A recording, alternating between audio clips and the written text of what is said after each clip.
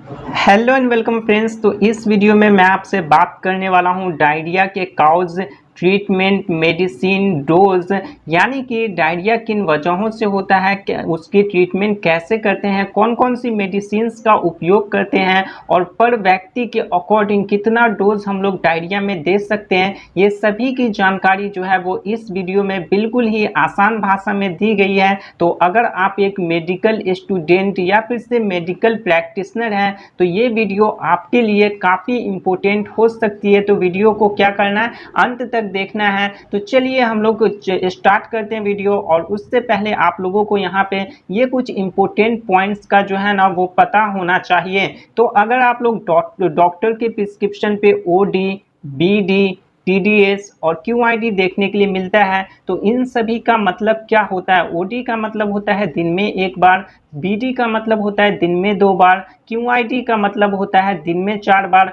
बाकी टीडीएस का मतलब होता है दिन में 3 बार। यानी कि डॉक्टर के प्रिस्क्रिप्शन पे इनमें से कोई भी सैंपल देखने के लिए मिलता है तो आप लोग समझ जाना कि हमें दिन भर में कितना डोज लेना है ड्रग का।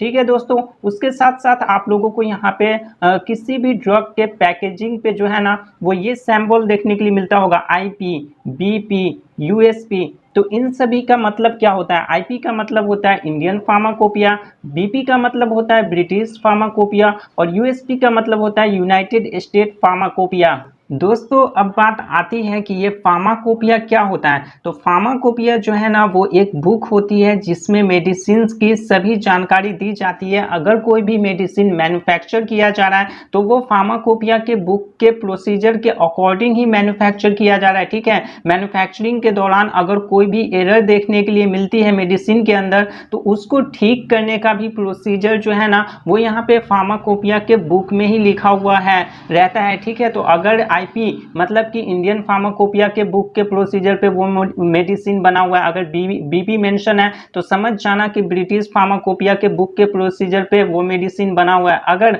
यूएसपी मेंशन है तो आप लोग ये समझ जाना कि यहाँ पे यूनाइटेड स्टेट के फार्माकोपिया के बुक के प्रोसीजर पे वो मेडिसिन जो है वो बना हुआ है। चलिए देखते हैं डायरिया के काउज को, मतलब कि किन वजहों से जो है वो डायरिया हमारे को हो जाता है। तो यहाँ पे काउज जो है दोस्तों, अल्कोहल, ज़्यादा अल्कोहल कंज्यूम करने पर भी आपको डायरिया हो सकता है। ओवर ईटिंग, ज़्यादा खाना खाने से डायरिया हो सकता है। वायरल इन्फेक्शन की वजह से डायरिया होता है। बैक्टीरियल इन्फेक्शन, प्रोटोजोआ इन्फेक्शन, तो इन सभी इन्फेक्शंस की वजह से भी डायरिया होता है। लैक्टोज इंटॉलरेंस, मतलब कि बॉडी के अंदर लैक्टोज की कमी हो जाना, तो इसकी वजह से भी बैक्टीरिया जो है वो हो जाता है। साथ ही साथ कोई भी एंटीबायोटिक आपने कंज्यूम किया है तो उसकी साइड इफेक्ट की वजह से भी जो है ना दोस्तों यहाँ पे डायरिया हो जाता है। अब हम बात करते हैं ट्रीटमेंट के बारे में कि कैसे ट्रीटमेंट कर सकते हैं, कौन सी मेडिसिन का हम लोग प्रयोग करते हैं। तो दोस्तों सिंपल सा फंडा ये है कि अगर किसी भी पेशेंट को या किसी भी व्यक्ति को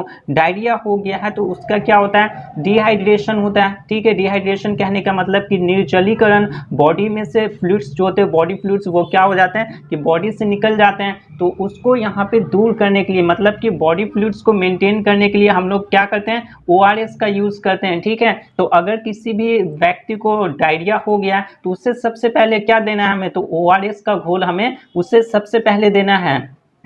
क्यों देना है, तो बॉडी फ्लूइड्स की डिहाइड्रेशन के लिए। ठीक है, बॉडी फ्लूइड्स की जो भी कमी हो रखी है ना उसे यहाँ पे मेंटेन करने के लिए हमें ओआरएस देना है। देन यहाँ पे वो डायरिया के ट्रीटमेंट में भी काफ़ी हेल्प करता है। चलिए बात करते हैं अगले मेडिसिन के बारे में। तो अगला मेडिसिन हमारा रेसिकाडोट्रिल सैचिट आईपी नाम से आता है, जो कि आईपी का मतलब अभी मैंने आप लोगों को समझाया है। आईपी का मतलब होता है इंडियन फार्माकोपिया। इंडियन फार्माकोपिया के प्रोसीजर पे ये ड्रग जो है वो बना हुआ है और मार्केट में जेडॉट नाम से आता है। ठीक है, तो चलिए अब हम बात करें इसके डोज के बारे में। तो इसका इस्तेमाल 100 mg दिन में 3 बार करना है और यहाँ पे 12 साल के अधिक व्यक्ति ही इसका इस्तेमाल करते हैं। और मैं आप लोगों को बता दूं कि अगर यहाँ पे 12 साल के नीचे का कोई भी बच्चा है या व्यक्ति है तो उसे जो है ना 1.5 mg पर kg के डोज से दिन में 3 बार उसे देते हैं। टीडीएस मतलब दिन दिन में 3 बार यहाँ पे दिया जाता है।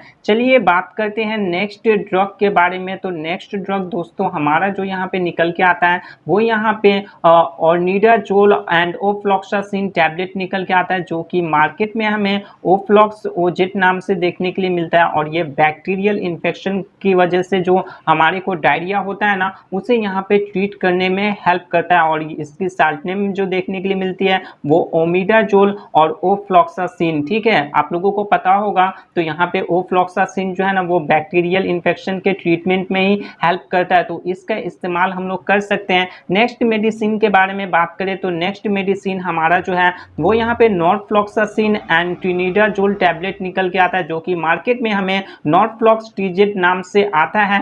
ठीक है, और यहाँ पे भी नॉर्फ्लॉक्सासिन है, तो जाहिर सी बात है कि bacterial infection and protozoa cause में इसका इस्तेमाल किया जाता है। ठीक है, बैक्टीरियल इन्फेक्शन को नॉर्फ्लॉक्सासिन क्या करता है, ट्रीट करता है। और ट्रिनिडाजोल जो है वो प्रोटोजोआ जो भी काउज होते हैं उसके ट्रीटमेंट में यहाँ पे इस्तेमाल किया जाता है। और साल्ट नेम मैंने अभी आपको बता ही दिया कि नॉर्फ्लॉक्सासिन एंड ट्रिनिडाजोल है, और मार्केट में ये जो है वो नॉर्फ्लॉक्स टीजेट नाम से आता है।